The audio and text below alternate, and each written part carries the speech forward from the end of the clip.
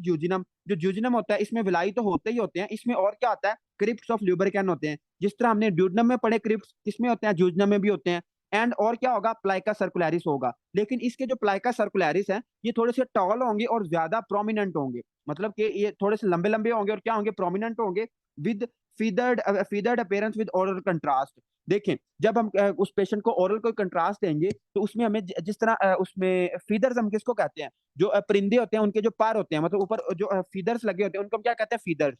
तो जो हमें ना एक इस तरह नजर आएगा कि पतले पतले से बाल से हैं, ठीक है, तो उसको हम क्या कहेंगे कि दे आर प्लाइका सर्कुलरिस इन जूजिनम। तो जब हम इसको ओरल कंट्रास्ट देंगे तो हमें कौन सी अपेयरेंस आएगी, फीदर्ड अपेयरेंस विद ओरल कंट्रास्ट। और इनका काम क्या आता है, दे इंक्रीज सरफेस एरिया, ये सरफेस एरिया को क्या कर देते हैं, ज्यादा कर देते हैं। ओके, उसके बाद एक समझने वाली बात आई है, वो है इलियम में।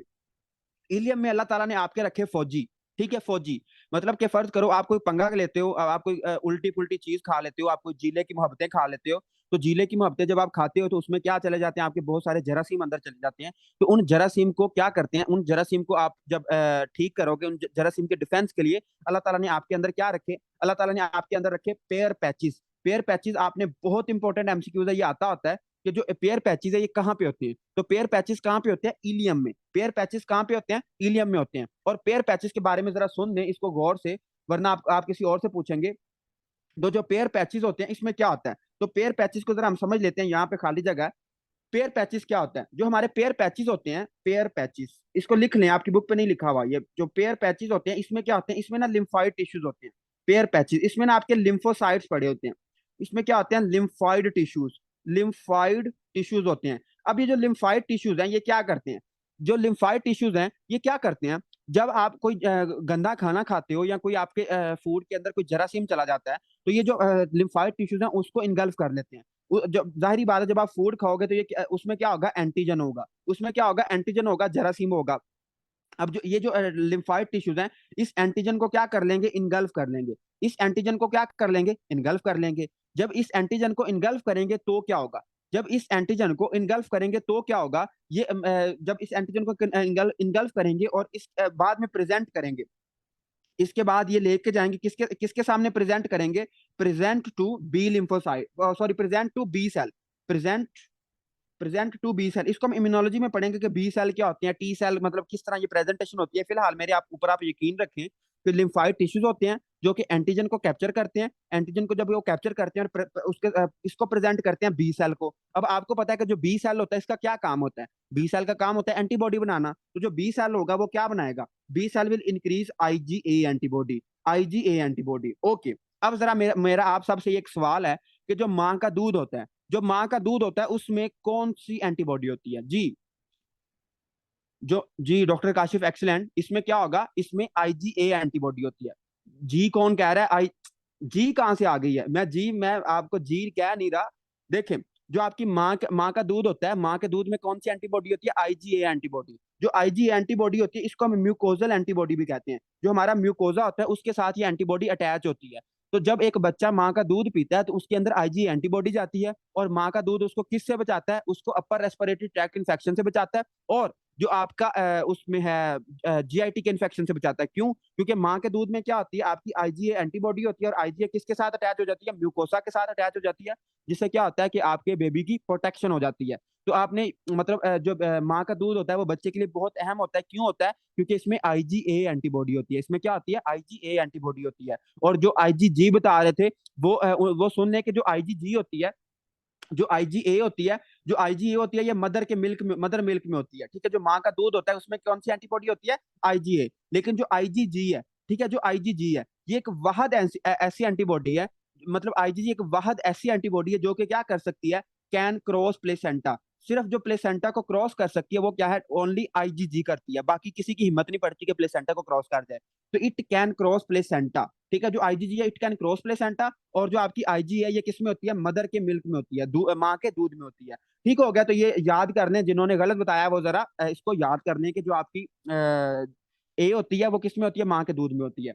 ओके, तो पेयर पैचेस की समझ आ गई है कि पेयर पैचेस क्या होते हैं, हमारे लिम्फाइड टिश्यूज होते हैं। जब हम कोई गंदा खाना खाएंगे तो उससे एंटीजन को पकड़ेंगे और बी सेल के सामने पेश करेंगे। बी सेल फिर क्या बनाएंगे, आईजी एंटीबॉडी बनाएगी। जब आईजी एंटीबॉडी बनेगी तो म्यूकोजा के साथ अटैच हो जाएगी और क्या होगा, हमारी इम्यूनिटी पैदा हो जाएगी। तो इसको they are lymphoid aggregates in lamina propria. They are lymphoid aggregates in lamina propria. और ये पेयर पैचेस आपने याद रखना है कि पेयर पैचेस कहाँ पे होते हैं। आपसे पूछा जाएगा कि Peyer patches are located in, तो आपने कहना इलियम। कहाँ पे होते हैं, इलियम में होते हैं। और इसमें क्या आते हैं, प्लाइका सर्कुलरिस होते हैं। किसमें होते हैं, सिर्फ प्रॉक्सिमल इलियम में होते हैं। और इसमें क्या होते हैं, क्रिप्स ऑफ लुब्रिकेंस में होते हैं। और इसमें बहुत ज्यादा गोबलेट सेल्स होते हैं इन स्मॉल इंटेस्टाइन। जो आपकी स्मॉल इंटेस्टाइन है इसमें म्यूकस प्रोड्यूसिंग सेल्स बहुत ज्यादा होते हैं। ओके, उसके बाद आपका आ जाता है जी कोलोन, जिसमें असेंडिंग कोलोन, ट्रांसवर्स कोलोन और डिसेंडिंग कोलोन आता है। इसमें क्या होगा, इसकी क्रिप्स ऑफ लुब्रिकेंस।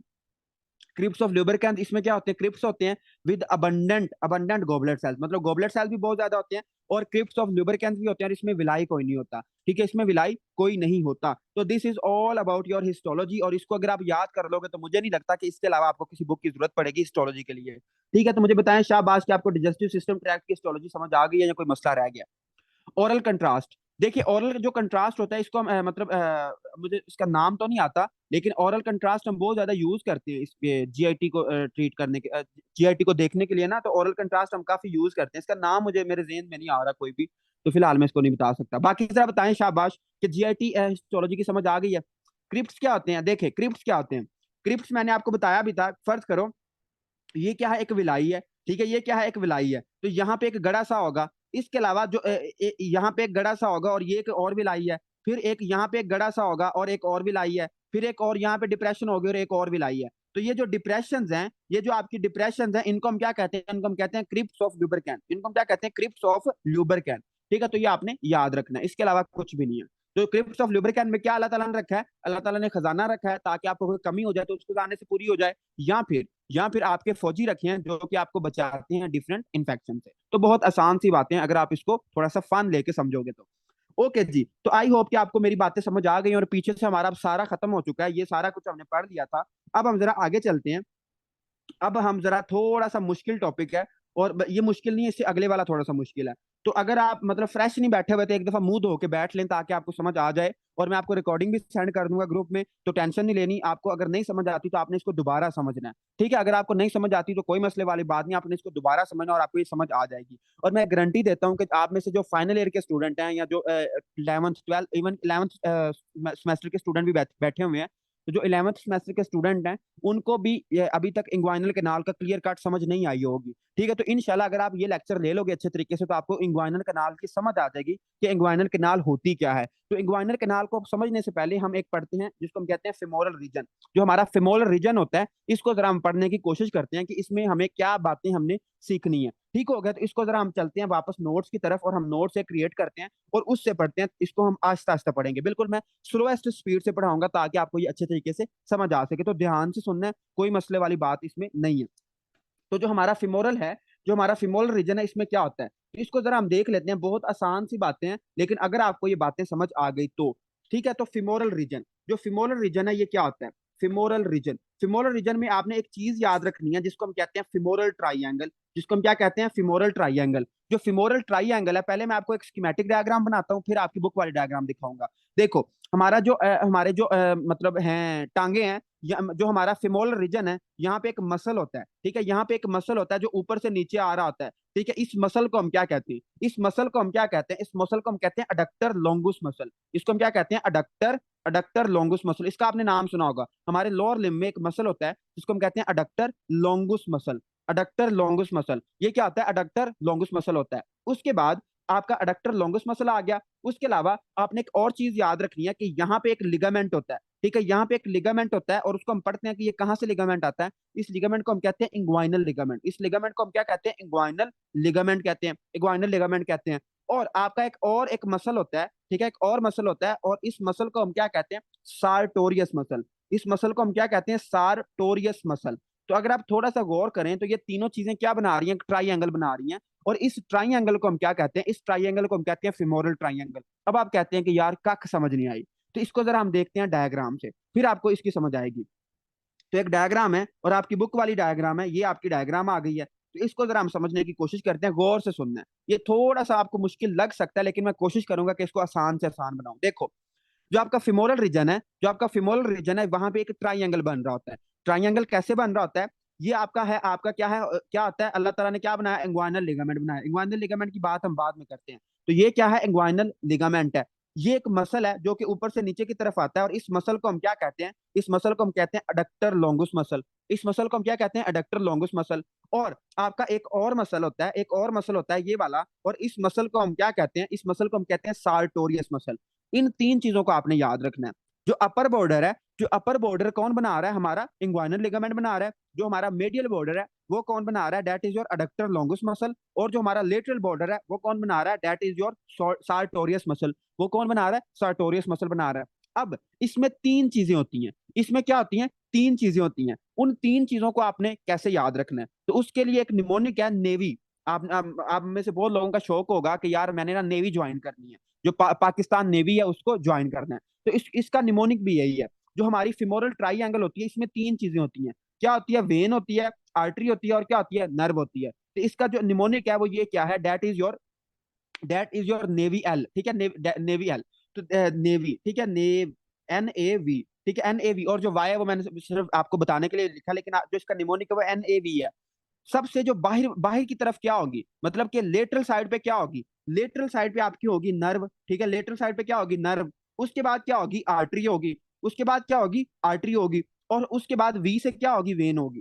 तो आपको पता चला कि यार जो हमारी फिमोरल ट्राइंगल है, फिमोरल ट्राइंगल में तीन चीजें होती हैं। सबसे जो मीडियल होती है, जो हमारी पीनस के बिल्कुल साइड पे पड़ी होती है, उसको हम कहते हैं फिमोरल वेन। उसके बाद क्या आती है, हमारी फिमोरल आर्टरी आती है। और उसके बाद क्या आती है, हमारी नर्व आती है। उसके बाद मैं फिर आपको बताऊंगा कि हम पढ़ क्यों रहे हैं। फिलहाल ये आपने याद रखना है कि नेवी, नेवी से आपने क्या याद रखना है, NAV, नेव, ठीक है। एन, नर्व, फिमोरल नर्व, सबसे बाहर क्या आती है, फिमोरल नर्व होती है। उसके बाद आपकी फिमोरल आर्टरी होती है, और क्या होती है, फिमोरल वेन होती है। और क्या होती है जी, आपकी फिमोरल वेन होती है। ओके, अब जरा इसको जरा हजम करने की कोशिश करें, फिर मैं आपको आगे की बात बताता हूँ। तो इसमें उसने लिखा हुआ है कि अगर हम इसकी बात करें तो लेटरल टू मेडियल, मतलब अगर हम लेटरल से मेडियल की तरफ जाएं, ये आपकी क्या है, लेटरल साइड है ना, बाहर वाली हम लेटरल साइड को कहते हैं, और जो अंदर वाली साइड है उसको मेडियल साइड कहते हैं। ठीक है, तो जो मेडियल साइड है वो अंदर वाली है, और जो आपकी बाहर वाली है इसको हम कहते हैं लेटरल साइड। ठीक हो गया। अब जो बाहर बाहर वाला हिस्सा है उसको हम कहते हैं नर्व। उसके बाद आर्टरी है, उसके बाद वेन्स है, और उसके बाद अगर आपने याद रखना है तो नेवी एल, ठीक है, नेवी एल, मतलब कि navy, NAV, nerve, artery, when, और एल से आपने क्या याद रखना है, लिम्फेटिक्स। सबसे मेडियल पोर्शन में क्या आती हैं, लिम्फेटिक्स होती हैं। अब आप सोच रहे हैं सारे कि यार हम ये पढ़ क्यों रहे हैं, इतना हम स्यापा क्यों कर रहे हैं, मतलब इसको हम पढ़ क्यों रहे हैं। ओके, अब मैं आपको बताता हूँ। आप जब माशाल्लाह हॉस्पिटल में लग जाएंगे, आप कार्डियोलॉजी वार्ड में जाएंगे या आप डिफरेंट वार्ड्स में जाएंगे, तो आप जो होती है ना, जो आपकी होती है फिमोरल, जो आपकी क्या होती है, फिमोरल वेन, ठीक है, femoral when. Femoral when sampling हम करते हैं, फिमोरल वेन से ना हमने सैंपल लेना होता है ब्लड का। फिमोरल वेन की हमने क्या करनी होती है, सैंपलिंग करनी होती है। अब अगर आपने फर्स्ट एड या एनाटॉमी सही तरह नहीं पढ़ी हुई, तो आपके फरिश्तों को पता होगा कि यार नर्व किस तरफ होती है और आर्टरी किस तरफ होती है। लेकिन अगर आपने क्लासेस ली हुई हैं, अगर आपको ये एनाटॉमी आती है, अगर आपको ये निमोनिक आता है नेवी वाला, तो आपको पता होगा कि आर्टरी किस तरफ होती है और आपकी नर्व किस तरफ होती है। ओके, अब आप माशाल्लाह बड़े सियाने बने और आपने कुछ भी नहीं पढ़ा हुआ, आपने सिर्फ इधर इंजॉय किया है, तो आप क्या करोगे, आपको आपके प्रोफेसर ने कहा कि जाएं भाईजान आप ना जरा सैंपल लेके आए वेन से। तो आप जाते हैं बड़े हीरो बन के, और आप पहले क्या करते हैं, इस फिमोरल आर्टरी को पल्पेट करते हैं। फिमोरल आर्टरी को क्या करते हैं, पल्पेट करते हैं। आपको पता चल गया कि यहाँ पे क्या पड़ी है, फिमोरल आर्टरी पड़ी है। अब आपको कुछ भी नहीं पता, आप क्या करते हैं, आपको आर्टरी तो मिल गई, आपको आपको लगा कि यार इसके साइडों पे क्या होगी, वेन होगी। तो आप उसकी फिमोरल आर्टरी के लेटरल साइड में क्या कर देते हैं, एक इंजेक्शन लगा देते हैं। तो मुझे बताना शाबाश कि जब हम इस फिमोरल नर्व को डैमेज कर देंगे तो क्या होगा, जो आपके जो फिमोरल नर्व का डैमेज हो जाएगा, फिमोरल नर्व जब डैमेज होगी तो क्या होगा, आपको लोअर लिम्ब सिम्टम आना शुरू हो जाएंगे। जो पेशेंट होगा उसके मसल सही तरह काम नहीं करेंगे। ठीक है, तो अगर आप मतलब को इस एनाटॉमी का नहीं पता होगा, तो आप क्या करोगे, आप आर्टरी के लेटरल साइड पे उसको सैंपल लेना शुरू करोगे। जब आप आर्टरी के लेटरल साइड पे इंजेक्शन को लगाओगे तो क्या होगा, हमारी जो फिमोरल नर्व है वो डैमेज हो जाएगी। तो आप फिमोरल नर्व को क्या कर दोगे, डैमेज कर दोगे। लेकिन थैंक गॉड आप सारे क्या हो, पाइनियर मेडिकोज हो, तो आपको ये एनाटॉमी आती है। आपको पता चलता है कि यार जो फिमोरल आर्टरी है इसके मेडियल साइड में हमने पढ़ा था, नेवी हमने एक निमोनिक पढ़ा था, और जो फिमोरल आर्टरी होती है इसकी मेडियल साइड पे क्या पड़ी होती है, वेन पड़ी होती है। तो आप जाते हो माशाल्लाह, आप पहले आर्टरी को पल्पेट करते हो, बाद में आप देखते हो कि इसकी मेडियल साइड में क्या पड़ी होगी, वेन पड़ी होगी, तो आप वेन में इंजेक्शन लगाते हो और क्या करते हो, वहां से सैंपल ले लेते हो, वहां से क्या करते हो, सैंपल ले लेते हो। तो इस एनाटॉमी को पढ़ने का यही फायदा है कि हमें पता होना चाहिए कि जो फीमोरल ट्राइंगल होती है इसमें क्या क्या चीजें पास कर रही हैं। इसमें मेन 3 चीजें पास करती हैं। नर्व होती है जो कि सबसे लेटरल होती है, उसके बाद आर्टरी होती है और उसके बाद क्या होती है, वेन होती है। तो आपको पता होना चाहिए कि हम ये क्यों पढ़ रहे हैं, हम ये क्यों पढ़ रहे हैं, ताकि हमें सैंपलिंग का सही तरह आइडिया हो सके, हम नर्व को डैमेज ना कर दें, जो हमारी फिमोरल नर्व है उसको हम डैमेज ना कर दें। तो मुझे शाबाश, जल्दी से एक दफा ये बताएं कि आपको ये फिमोरल ट्राइंगल की समझ आई है, इसके एनाटॉमी समझ आ गई है कि इसकी बाउंड्रीज कौन कौन सी हैं, और ये मतलब इसमें हम क्या क्या सीखते हैं। जी डॉक्टर समीना को समझ आ गई और बाकियों को नहीं समझ आई? चलें जी, एक बार फिर रिपीट कर दें। ओके जी डॉक्टर स्क्लैन, हम इसको एक दफा रिपीट कर देते हैं। मैंने कहा आपका जो फिमोरल रीजन होता है, जो फिमोरल रीजन होता है, यहाँ पे ना एक क्या बन रहा होता है, एक ट्राइंगल बन रहा होता है। यहाँ पे क्या बन रहा होता है, एक ट्राइंगल बन रहा होता है, उसको हम कहते हैं फिमोरल ट्राइंगल। जो फिमोरल ट्राइंगल होता है वो 3 चीजें बना रही होती हैं। मीडियल साइड में कौन बना रहा होता है, आपका क्या बना रहा होता है, adductor longus muscle. Adductor longus muscle क्या बना रहा होता है, मीडियल साइड में। और जो आपका लेटरल साइड है ये कौन बना रहा होता है, that is your sartorius muscle. और ऊपर से कौन सा लिगामेंट होता है, ऊपर जो उसका अपर बॉर्डर है वो कौन बना रहा होता है, that is your inguinal ligament, that is your inguinal ligament. तो एक ट्राइंगल सा बन रहा होता है और इसको हम कहते हैं फिमोरल ट्राइंगल। जो फिमोरल ट्राइंगल है इसमें आपने सिर्फ एक निमोनिक याद रखना है, नेव, ठीक है, नेवी, ठीक है, नेवी। और नेवी के अगर आप आगे एल लिखना चाहते हैं तो लिख लें। नेव से नर्व, ए से आर्टरी और वी से वेन।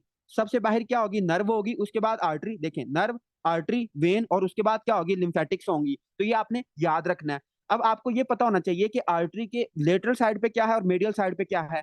तो आर्टरी का ये क्या है, लेटरल साइड है, और ये क्या है, मीडियल साइड है। तो लेटरल साइड पे आपको पता होना चाहिए कि नर्व है। अगर आप सैंपल लोगे तो आप क्या करोगे, आप पहले आर्टरी को पल्पेट करोगे। अगर लेटरल साइड पे आपने दोबारा उसको प्रिक कर दिया तो क्या होगा, आप उसकी जो नर्व है उसको डैमेज कर कर सकते हो। तो आपने क्या करना है, आपने मेडियल साइड पे आना है, ताकि आप इंजेक्शन किस में लगाओ, आप वेन में लगाओ, और हम आप अच्छे तरीके से सैंपल ले सको। तो ये बहुत एक आसान सी बात है और ये आपको पता होनी चाहिए, ये बहुत इंपॉर्टेंट कॉन्सेप्ट है कि ये आपको पता होना चाहिए। फिमोरल वेन से ब्लड सैंपल कब लिया जाता है, जो फिमोरल वेन है इससे हम ब्लड सैंपल बहुत जगह पे ले सकते। इवन कि मैंने आप इनको सीवीएस में पढ़ाया था कि जो हम कैथेटर पास करते हैं, कैथेटर भी हम इन्हीं से पास करते हैं, फिमोरल वेन, फिमोरल आर्टरी, इन सब से कैथेटर कैथेटराइजेशन करते हैं। जो कार्डियक कैथेटर होता है हम इनसे पास करते हैं।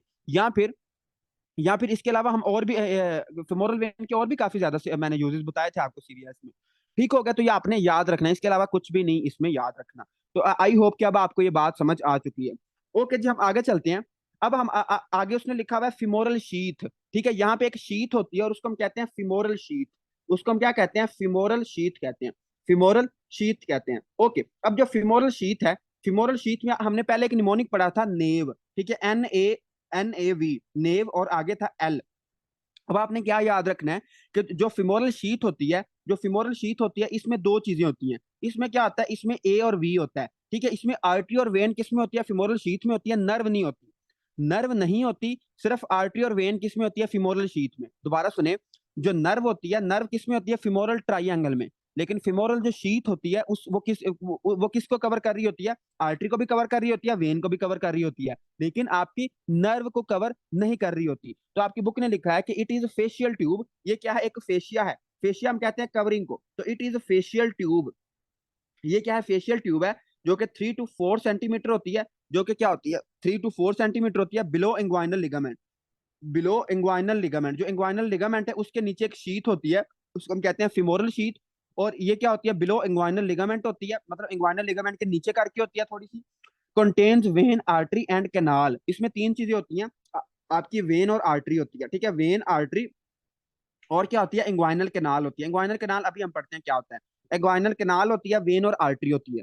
और इसके अलावा उसने लिखा कैनाल मतलब डीप इंग्वाइनल लिम्फ नोड्स। जो आपकी इंग्वाइनल कैनाल है इसमें क्या होंगे, deep inguinal lymph nodes, deep inguinal lymph nodes. तो इसको आपने सिर्फ इस तरह याद रखना है कि जो आपकी फिमोरल शीथ है इसमें आर्टरी और वेन होती है, और जो आपकी वो है फिमोरल ट्राइंगल, उसमें क्या होती है, उसमें आपकी क्या होती है, नर्व भी होती है, आर्टरी भी होती है और वेन भी होती है। जो आपकी नेव है वो नेव किस में होगा, फिमोरल ट्राइंगल में। और जो फिमोरल शीथ है इसमें क्या होगा, इसमें नर्व को वो बाहर धक्का दे देंगे और सिर्फ क्या रह जाएगा, ए और वी रह जाएंगे, मतलब कि आर्टरी और वेन रह जाएगी। ठीक हो, तो ये आपने याद रखना है, फिमोरल शीथ। उसने बाकी उसने लिखा हुआ है, हाँ यही इसमें है, इसके अलावा कुछ भी नहीं लिखा हुआ। तो मुझे सर शाह बात जल्दी से बताएं कि आपको जो बुक पे बातें लिखी हुई हैं इसकी समझ आ गई है? फिमोरल ट्रायंगल क्या होती है और फिमोरल शीट क्या होती है? देखिए मेरी एनाटॉमी थोड़ी सी कमजोर है, मैं मानता हूँ, लेकिन मैं कोशिश करता हूँ कि आपको इस ज्यादा से ज्यादा इसको इजी बनाऊं आपके लिए।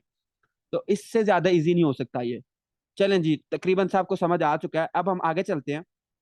आपको फिमोरल शीट भी समझ आ गई और सारा कुछ समझ आ गया, डॉक्टर अनम को भी समझ आ गई है, डॉक्टर आशा, तकरीबन सबको समझ आ चुकी है। हम आगे चलते हैं। अब जरा आपने थोड़ा सा ना गौर करना है, और आपकी बुक पे ना बिल्कुल सही तरह नहीं लिखा हुआ, तो आप एक पॉइंटर पकड़े और जो मैं चीजें आपको लिखवाऊंगा आपने वो साथ साथ लिखनी है। ठीक है, फिर आपको इंग्वानल कैनाल की 100% समझ आएगी, वरना बुक पे जरा भी समझ नहीं आएगी। ठीक है, तो इंग्वानल कैनाल को जरा हम लिखना शुरू करते हैं। तो ये जो बातें मैं आपको लिखवा रहा हूँ इसको लिख लो अपनी बुक पे, आपके काम आएंगे। आपने बड़ा सुना होगा बचपन से क्या खैर सुना होगा, जब से आपने एमबीबीएस स्टार्ट किया है, आपने एक टर्म के बारे में बड़ा सुना होगा, इंग्वाइनल कैनाल। इंग्वाइनल कैनाल क्या होती है, इंग्वाइनल कैनाल क्या होती है? लेकिन आज तक ना आपको इसकी समझ नहीं आई होगी, इवन कि मुझे बड़ी देर बाद समझ आई थी। जो इंग्वाइनल कैनाल होती है ये क्या होती है, इसको जरा हम समझने की कोशिश करते हैं। देखो, इंग्वाइनल कैनाल की सबसे पहले तो डेफिनेशन लिखें। जो इंग्वाइनल कैनाल होती है इसकी शॉर्ट सी डेफिनेशन है इंग्वाइनल कैनाल। जो इंग्वाइनल कैनाल होती है इसकी डेफिनेशन लिख लें कि जो इंग्वाइनल कैनाल होती है, इट इज पैसेज, ये क्या है, एक रास्ता है। इट इज पैसेज, ये क्या है, एक पैसेज है। Passage in the interior abdominal वाल। जो हमारा पेट की सामने वाली दीवार है, जो इंटीरियर एब्डोमिनल वाल है, उसमें एक पैसेज होता है, उसमें एक कैनाल होती है, उसमें एक रास्ता होता है। It is passage in the interior abdominal wall extending, जो कि शुरू कहां से होता है, extending extending from internal to external, internal to external inguinal ring, internal to external inguinal ring. जो आपकी इंग्वाइनल कैनाल है ये एक रास्ता होती है, ये एक पैसेज होता है। कहाँ से होता है? इंटीरियर एब्डोमिनल वाल में एक रास्ता होता है जो कि कहाँ से शुरू होता है, इंटरनल इंग्वाइनल रिंग से स्टार्ट होता है और खत्म कहाँ पे होता है, एक्सटर्नल इंग्वाइनल रिंग। अब आप कहते हैं कि यार डेफिनेशन की तो हमें कख भी समझ नहीं आई, तो इसको जरा हम समझते हैं अपनी देसी जुबान में। देखो, फर्ज करो एक हम कैनाल बनाते हैं, और ये क्या है आपका, मतलब ये क्या है, एक रिंग है। ठीक है, ये क्या है, एक रिंग है। इसको हम कहते हैं इंटरनल इंग्वाइनल रिंग। इसको हम क्या कहते हैं, इंटरनल इंग्वाइनल रिंग। इसको जरा समझना, फिर आपको ये एंड पे सारी क्लियर हो जाएगा। इंटरनल इंग्वाइनल रिंग, जो इंटरनल इंग्वाइनल रिंग है, यहाँ से एक पैसेज बनता है, यहाँ से एक मतलब कैनाल बनती है, और जो कि एक्सटेंड होती है, कहाँ तक एक्सटेंड होती है, एक्सटर्नल इंग्वाइनल रिंग तक। एक्सटर्नल इंग्वाइनल रिंग तक, external inguinal ring, external inguinal ring के साथ। तो इस ये जो आपके दरमियान में एक कैनाल बनी है, इसको हम कहते हैं इंग्वाइनल कैनाल। इसको हम क्या कहते हैं, इंग्वाइनल कैनाल। अब जो आपका इंटरनल इंग्वाइनल रिंग है, जो इंटरनल इंग्वाइनल रिंग है, इसके आप बारे में लिखें कि ये क्या होती है, और जो एक्सटर्नल इंग्वाइनल रिंग है ये क्या होती है। तो इसमें लिखें कि जो आपकी इंटरनल होती है, इंटरनल रिंग, ठीक है, जो इंटरनल इंग्वाइनल रिंग होती है, इसको हम कहते हैं डीप इंग्वाइनल रिंग भी कहते हैं। इसको हम डीप इंग्वाइनल रिंग भी कहते हैं, या होल भी कहते हैं। तो इंटरनल या डीप, आपका डीप रिंग होती है, इसके बारे में लिखे कि ये होता क्या है। तो इट इज होल इन, ये क्या होता है, एक सुराख होता है। किसमें सुराख होता है, होल इन ट्रांसवर्सैलिस फेशिया। जो आपका ट्रांसवर्सैलिस है, ट्रांसवर्सैलिस आपको पता है हमारे पेट में एक मसल होता है, उसमें एक सुराख होता है, और उसको हम क्या कहते हैं, उसको हम कहते हैं deep inguinal ring, hole in transversalis fascia. आपका एक मसल होता है, उसका नाम होता है ट्रांसवर्सैलिस, और उसके फेशिया में एक सुराख होता है, उसको हम कहते हैं internal inguinal ring.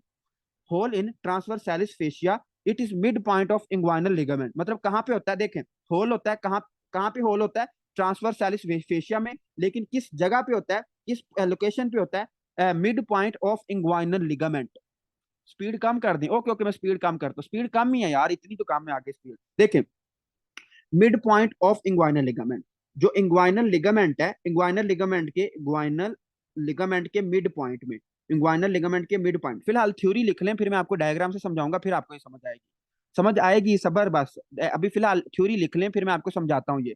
Inguinal ligament के मिड पॉइंट में क्या होता है, एक सुराख होता है। इंग्वाइनल लिगामेंट का जो मिड पॉइंट होता है, उस लोकेशन में जो आपका ट्रांसवर्सैलिस मसल होता है, उसके अंदर एक सुराख होता है, और उसको हम कहते हैं इंटरनल इंग्वाइनल रिंग, इंटरनल या फिर डीप इंग्वाइनल रिंग। उसके अलावा आपकी आती है एक्सटर्नल, ठीक है, एक्सटर्नल इंग्वाइनल रिंग। जो एक्सटर्नल इंग्वाइनल रिंग है, ये क्या होती है, इस जो एक्सटर्नल है, जो एक्सटर्नल, और इसको हम सुपरफिशियल भी कहते हैं, एक्सटर्नल को हम सुपरफिशियल भी कहते हैं।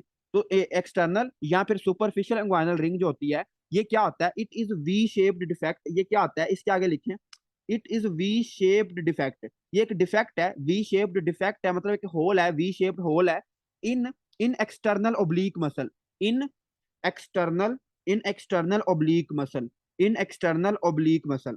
ये दो बातें फिलहाल हजम करने की कोशिश करें कि जो आपकी इंटरनल रिंग होती है उसके अंदर एक सुराख होता है, जो वो किसके अंदर सुराख होता है, हमारे पेट के अंदर एक मसल होता है, उसको हम कहते हैं ट्रांसवर्स सैलिस फेशिया। उसके अंदर एक सुराख होता है, उसको हम कहते हैं internal inguinal ring.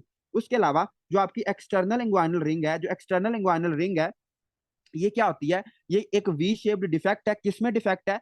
Defect in external oblique muscle. जो हमारा एक्सटर्नल ओब्लीक मसल होता है उसके अंदर एक वी शेप्ड डिफेक्ट है। अब जरा हम दोबारा आते हैं, ये जो आपकी एक्सटर्नल इंग्वाइनल रिंग है, ये किसमें होगी? आपके एक्सटर्नल ओब्लीक में। किसमें होगी? एक्सटर्नल ओब्लीक में। जो एक्सटर्नल ओब्लीक मसल है उसके अंदर क्या होगा? उसके अंदर एक डिफेक्ट होगा। और जो आपका इंटरनल इंग्वाइनल रिंग है, ये किसके अंदर होगी? Transverse सैलिस fascia. Transfer सैलिस fascia. जो ट्रांसफर सैलिस फेशिया, उसके अंदर क्या होता है? एक सुराख होता है।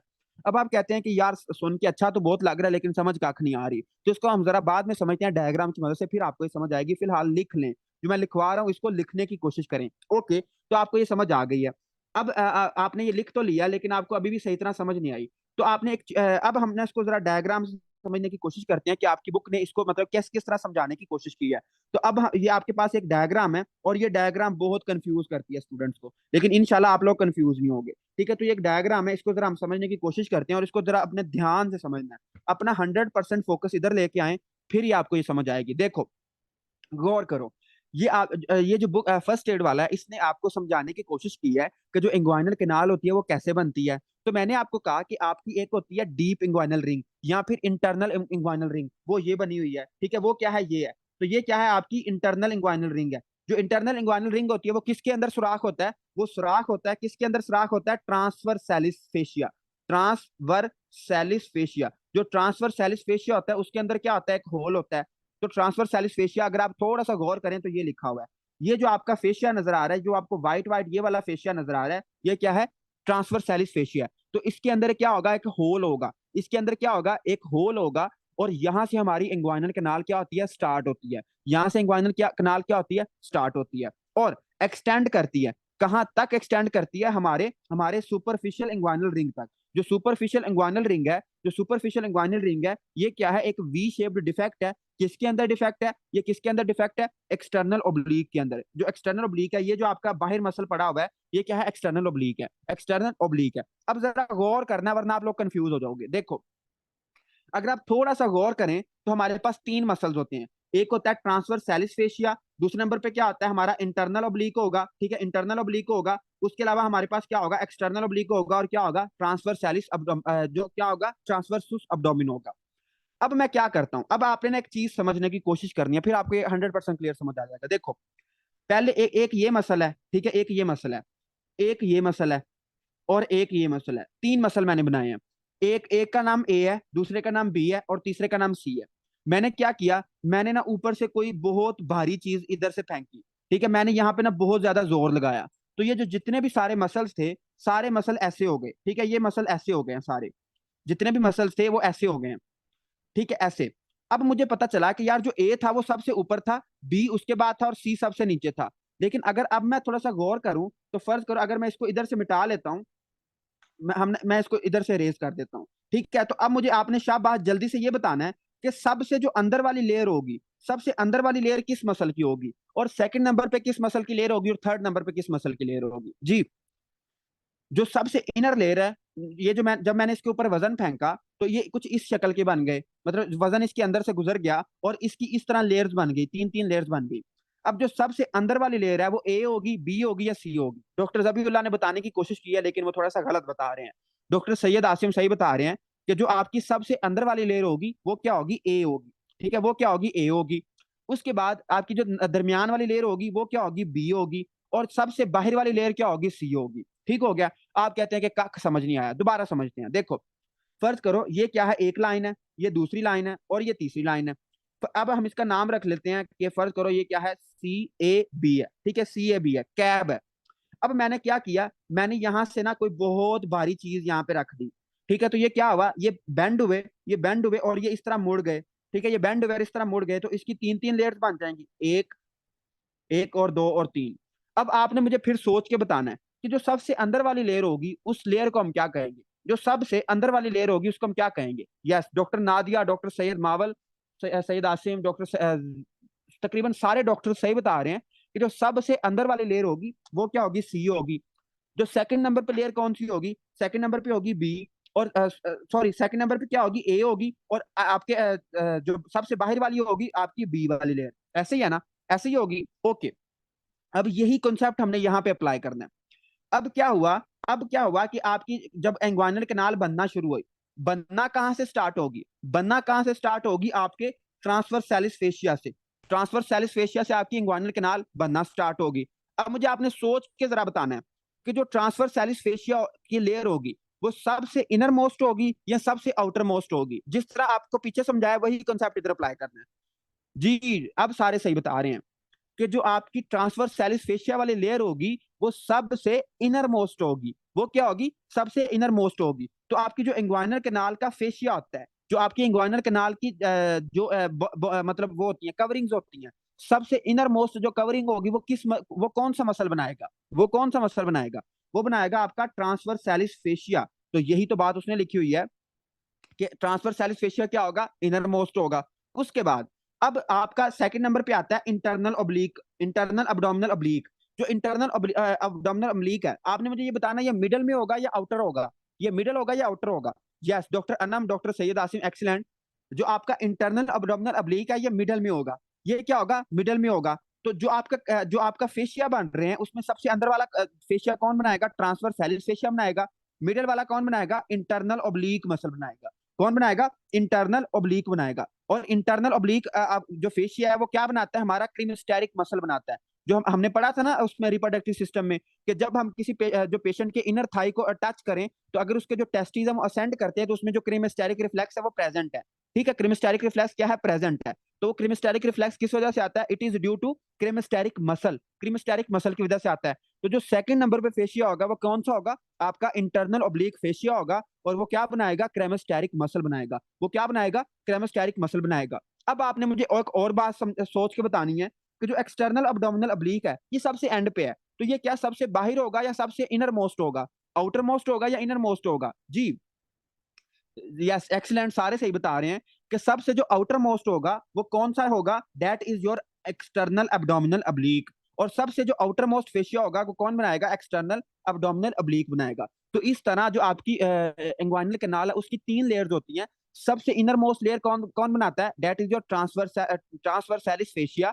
दूसरे नंबर पे कौन बनाता है, इंटरनल ओब्लिक। तीसरे नंबर पे कौन बनाता है, एक्सटर्नल अब्डोमिनल ओब्लिक। जिस तरह आपने ये वाला कॉन्सेप्ट मुझे बताया ना, ये वाला यही इधर अप्लाई करना है तो आपको ये समझ आ जाएगा। तो ये तो अब आ गया कि यार आपकी इंग्वाइनल कैनाल की जो दीवारें होती हैं वो किन चीजों से बनी होती है, तीन चीजों से मिलकर बनी होती हैं। Transversalis fascia, internal abdominal oblique, external abdominal oblique, तीन चीजों से मिलकर बनी होती है।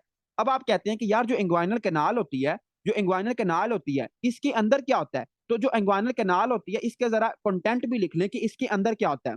तो जो इंग्वाइनल कैनाल होती है ये लिख लें, आपकी बुक पे नहीं लिखा हुआ लेकिन ये एमसीक्यूज आता होता है कि जो इंग्वाइनल कैनाल होती है इसका कंटेंट क्या होता है, इसके अंदर क्या मौजूद होता है। तो सबसे पहले तो आपने पढ़ा हुआ है, हमने रिप्रोडक्टिव में अभी अभी हम पढ़ के आए हैं कि जो टेस्टिस होते हैं वो अब्डोमेन में बनते हैं और टेस्टिस इसके थ्रू आपके नीचे उतरते हैं। टेस्टिस इसके थ्रू नीचे उतरते हैं, लेकिन टेस्टिस तो आ गए हैं, इसके अलावा इसमें और क्या होगा। तो लिख लें, इस जो मेल्स होते हैं, ठीक है, जो आपके मर्द हजरात होते हैं, मर्दों में जो इंग्वाइनल कैनाल होती है, ये जो रास्ता है आपका उसमें डीप रिंग और सुपरफिशियल रिंग के दरमियान जो रास्ता है, जो इंग्वाइनल कैनाल है, इसके अंदर क्या क्या होता है। तो जो मेल होते हैं, मेल में क्या होता है, मेल में आपने याद रखना है, मेल्स में एक तो होगा स्पर्मेटिक कोड, एक क्या होगा, स्पर्मेटिक कोड्स होगा। ठीक है, स्पर्मेटिक कोड्स होंगे। स्पर्मेटिक कोड्स किसमें होती हैं, इंग्वाइनल कैनाल में होती हैं। उसके अलावा और क्या होगा, एक तो स्पर्मेटिक कोड हो गया, और आपने एक और चीज याद रखनी है, that is your ilio inguinal nerve. Ilio ilio inguinal nerve किसमें होती है, हमारी इंग्वाइनल कैनाल में होती है। तो अगर इंग्वाइनल कैनाल कंप्रेस हो जाएगी तो क्या होगा, हमारी जो स्पर्मेटिक कोड्स हैं वो भी कंप्रेस हो जाएंगी और हमारी ये जो नर्व है ये भी क्या हो जाएगी, कंप्रेस हो जाएगी। तो ये हो गई मेल्स की बात। लेकिन अगर आप बात करते हैं फीमेल्स की, जो फीमेल्स हैं, फीमेल्स में थोड़ी स्पर्मेटिक कोड्स होती हैं। तो मुझे जरा कोई लावा बंदा बताएगा कि जो फीमेल्स होती हैं, फीमेल्स में जो इंग्वाइनल कैनाल होती है उसके अंदर क्या चीज होती है। हमने पढ़ा था, मैंने आपको एक लिगामेंट पढ़ाया था, चले मैं अब तो मैंने बता भी दिया। जी डॉक्टर लाइबा ताहिर, एक्सीलेंट। जो आपकी फीमेल्स होती हैं, फीमेल्स में जो इंग्वाइनल कैनाल होती है, इसके अंदर एक लिगामेंट होता है, और उस लिगामेंट को हम कहते हैं राउंड लिगामेंट। उस लिगामेंट को हम क्या कहते हैं? Round ligament. हमने पढ़ा था ये, हमने रिप्रोडक्टिव में मैंने आपको पढ़ाया भी था। जो राउंड लिगामेंट होता है, ये किसके अंदर होता है? ये किसके अंदर होता है? इंग्वाइनल कैनाल के अंदर होता है। इसके अलावा राउंड लिगामेंट के साथ साथ और क्या होगा? इलियो ilio inguinal nerve, इलियो inguinal nerve होगी, इलियो इंग्वाइनल नर्व होगी। तो ये आपने बात याद रखनी, ये कंटेंट आ जाता होता है कि मेल में जो इंग्वाइनल कैनाल है उसमें क्या होता है? उसमें स्पर्मेटिक कॉर्ड होती है, और क्या होता है? इलियो इंग्वाइनल रिंग होती है, नर्व होती है। और जो फीमेल्स होती है इसमें राउंड लिगामेंट होता है, और क्या होता है? और क्या होता है उसके अलावा? इलियो इंग्वाइनल नर्व होती है, इलियो इंग्वाइनल नर्व होती है। ओके जी, अब आपको ये बात समझ आ चुकी है।